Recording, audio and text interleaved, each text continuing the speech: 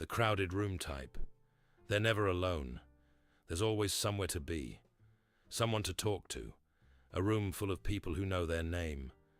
But sometimes, mid-conversation, mid-laugh, something goes quiet inside them. Not sadness exactly, more like the feeling of being somewhere that almost fits. They leave every gathering full of people and drive home alone in a way that has nothing to do with the car. The low-maintenance friend. They never complain, never ask for much, never make it weird. Everyone loves being around them, because being around them costs nothing.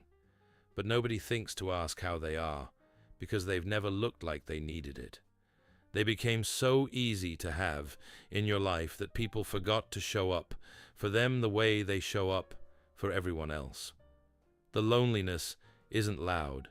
It's just, nobody called today or yesterday, and they're not surprised.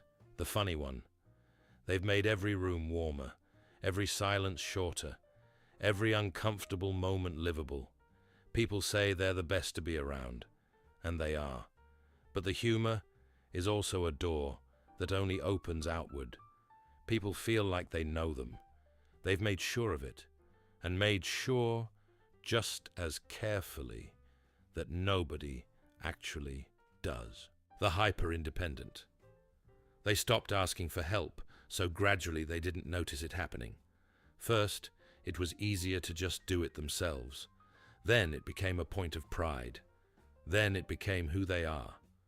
But somewhere underneath all that capability is someone who learned very early that needing things was a risk they couldn't afford. The loneliness doesn't feel like loneliness.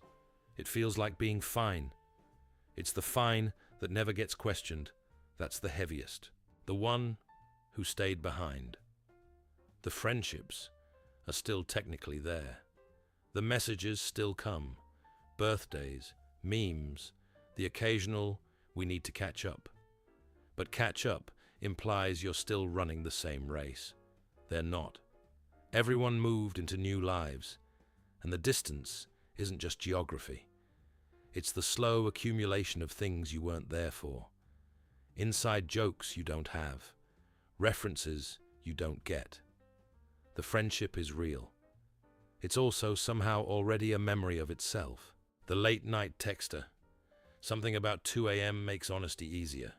The guard comes down. The real thoughts come out. They connect deeply, genuinely, in those hours. But morning comes, and so does the distance. Not coldness, just the ordinary daylight version of themselves that doesn't know how to hold what the night said. The intimacy is real every time. It just never quite makes it to the next day.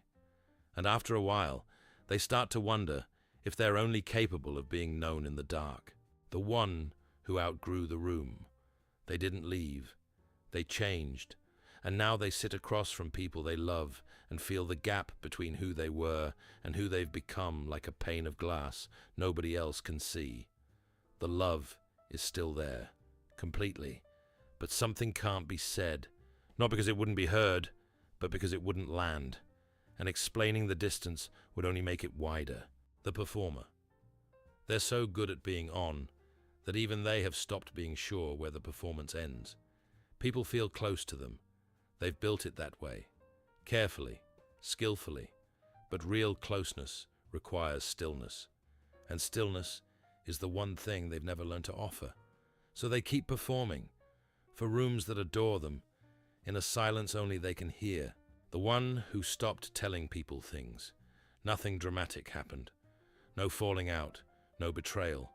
Just a slow accumulation of moments where they started to say something real and then didn't, because the moment passed, or it felt like too much, or they just noticed that nobody asked. And one day they realized they'd stopped offering, not out of anger, just out of a quiet acceptance that some things are easier to carry alone. The loneliness isn't sharp anymore. It's just the shape their life has taken. Loneliness isn't always an empty room. Sometimes it's a full one. Sometimes it's a person who's laughing. Sometimes it's someone who seems completely fine. The hardest kind isn't the kind that looks like loneliness. It's the kind that learned to look like everything else.